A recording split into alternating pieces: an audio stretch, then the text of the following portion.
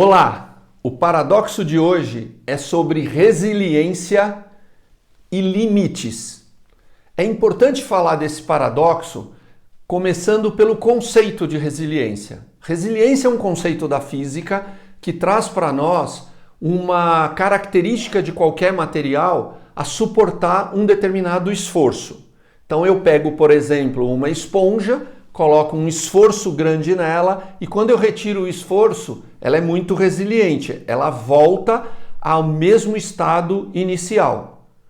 Um vidro, por exemplo, quando eu coloco um esforço, ele muda o formato dele e não volta, quando eu tiro o esforço, ele não volta ao estado inicial. Ele tem baixa resiliência. Isso dá para se calcular.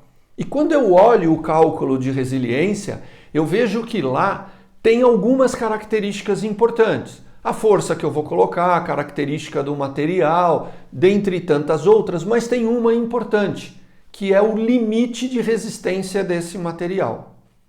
Então a resiliência carrega em si um limite, que é o paradoxo da resiliência. Quando a gente leva essa característica, esse conceito para dentro do mundo corporativo, eu levo espertamente só a parte que interessa. Você que está me ouvindo precisa ser resiliente. Mas eu não discuto contigo qual é o seu limite. Então existem líderes e situação de liderança em que esses profissionais pedem resiliência para a própria equipe e colocam pressão indefinidamente. O que acontece é turnover, o que acontece é adoecimento das pessoas por depressão, burnout, esse tipo de coisa que nós estamos vendo no mercado. Então é importante para você, líder, toda vez que você pedir resiliência para a sua equipe, é importante você conversar individualmente com cada um e estabelecer onde está o limite de cada um. Afinal de contas, o que a gente quer é produtividade. Ninguém produz apanhando. Nem você, nem eu, nem ninguém. Ninguém produz sendo humilhado. Ninguém produz melhor sendo um profissional que é colocado acuado no canto. Então, o que eu devo fazer para estabelecer resiliência, que é sim uma competência importante?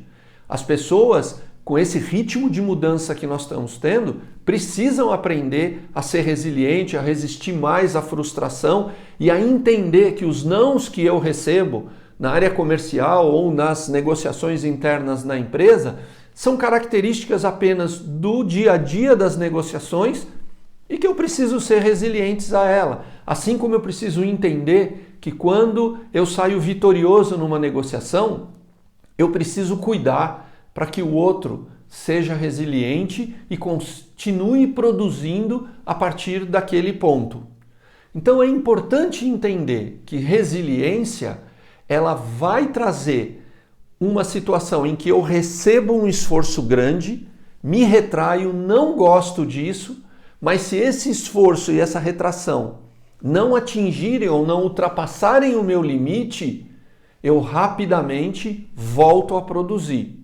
Agora, o líder que está olhando resiliência como uma situação indefinida de colocar pressão, pode olhar os seus números. Você tem alto turnover, você tem clima ruim nas pesquisas de clima quando isso é feito na equipe e há problemas quando o seu RH institui uma medição 360.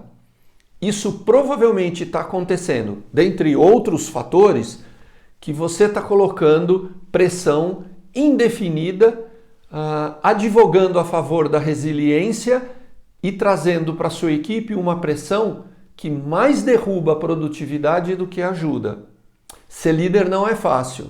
Ser líder é entender que essa balança da pressão e tirar a pressão e fazer reconhecimento, boto pressão e faço reconhecimento, boto pressão e faço reconhecimento, é importantíssimo para o líder conseguir entregar resultados.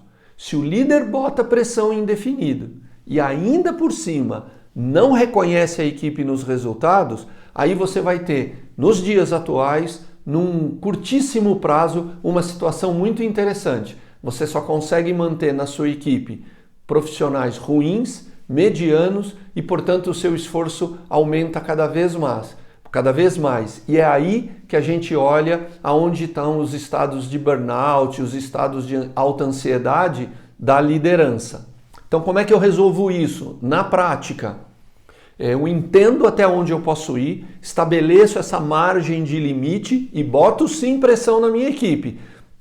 Toda equipe precisa de um nível de pressão, inclusive o próprio líder precisa de um nível de pressão da liderança dele para que esse time consiga performar. Mas eu preciso entender aonde está essa faixa de limite de cada um e da equipe. E ao mesmo tempo, e mais importante que tudo isso, é a cada resultado, seja ele pequeno, seja ele maior, o líder declarar, fazer declaradamente, genuinamente, esse reconhecimento para cada membro da equipe ou para a equipe. Feito isso, você vai perceber que os resultados sobem.